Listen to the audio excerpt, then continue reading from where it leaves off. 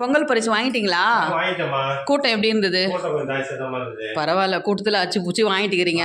பரவாயில்ல பரவாயில்ல. சரி, என்னென்ன கொடுத்தாங்க சொல்லுங்க. ஓ, ஒரு கடை கரும்பு வாங்கிட்டீங்க, சூப்பர். ஓ, சக்கரை 1 கிலோ, சூப்பர். ஓ, பச்சரிசி சூப்பராக இருக்கே, சூப்பர் சூப்பர். இது என்ன துணியும் கொடுத்தாங்களா?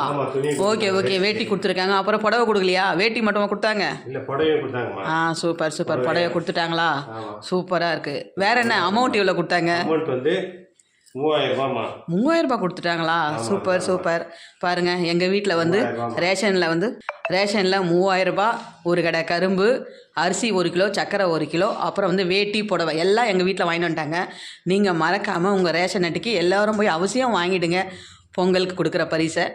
அப்புறம் பொங்கலுக்கு அட்வான்ஸாக நம்ம சொந்தங்களுக்கெல்லாம் பொங்கல் வாழ்த்துக்கள் சொல்லிவிடுங்க. அட்வான்ஸ் இனிய பொங்கல் வாழ்த்துக்கள். தேங்க்யூ. வாழ்க வளமுடன்.